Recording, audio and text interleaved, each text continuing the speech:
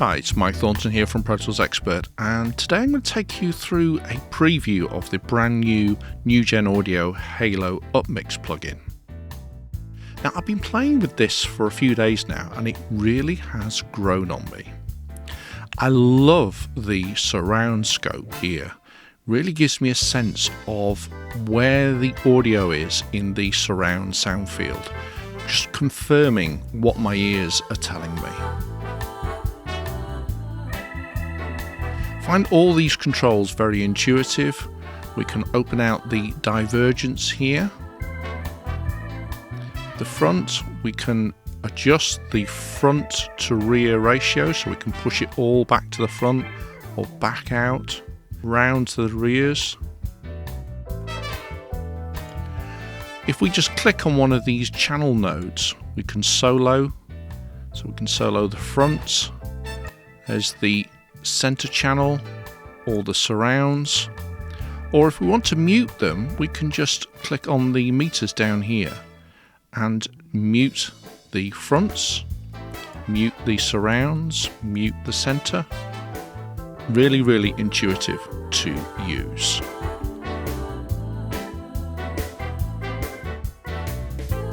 Now, there's also an HF shelving EQ here on the surrounds. So we can enable that. So if I just solo the surrounds and take that down, you can hear now that it's just dulling down the surrounds.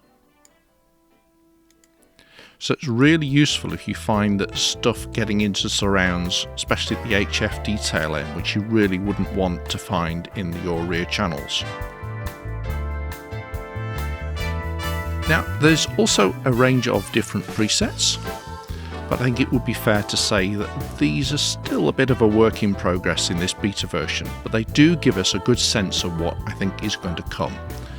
And there's definitely a lot of power and versatility and controllability in this particular Upmix plugin, so I would recommend that you start with one of the presets that's most appropriate to what you're trying to do, and then work from there.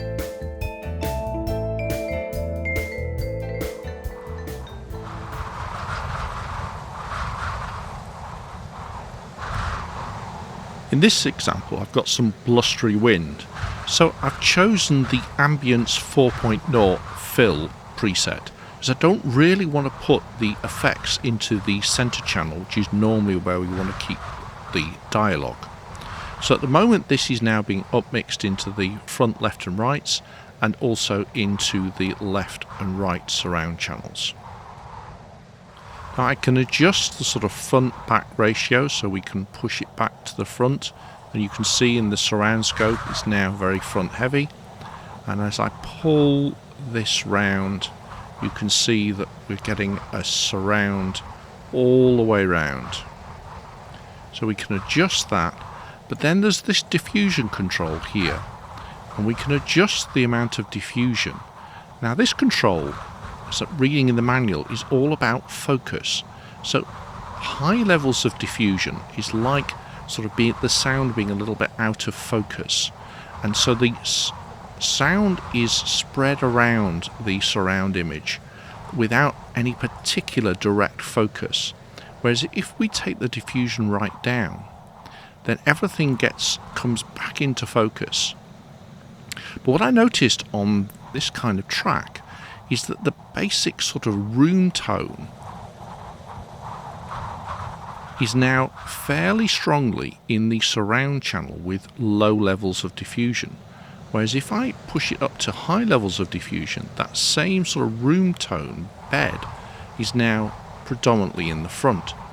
So what I found is that sort of diffusions of around sort of 50-odd%. You can see from the surround scope that now the surround sound is much more inclusive. Now moving on to music, I'm using this Music 5.1 preset, and you can see that at the moment the preset is not pulling the music round too far. So one of the things I like to do is actually to pull it round a little bit further, because what it does is it tends to open out the sort of center area where I'm likely to want to put dialogue.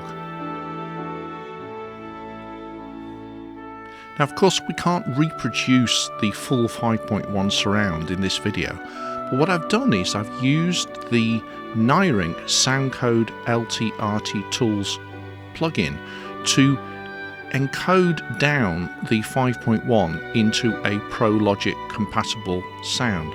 So if you've got ProLogic decoder, then at least you'll get some sense of what I've been doing with the Halo Upmix plugin.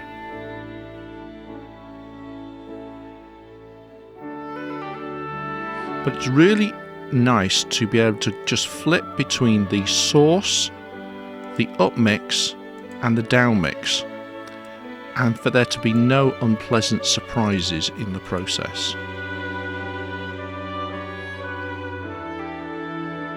And there's this exact button, so if you want to make sure that the downmix of the upmix is exactly compatible with the original source, then enabling the exact button makes sure that when you downmix the upmix, it's going to be absolutely fine. But if you want to be able to just open things out a little bit more, then having the exact button off gives you more options to tweak, but you can always check that the downmix sounds as good as the upmix and the source, all from within the plugin. No need to have a separate downmix to check for compatibility. You can make sure that it works straight from the plugin.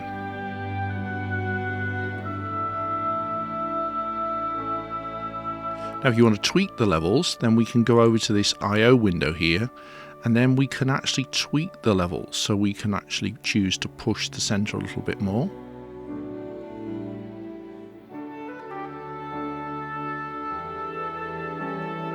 We could decide to pull the levels down on the surrounds, but notice as soon as I enable the exact button, the gain structure is disabled.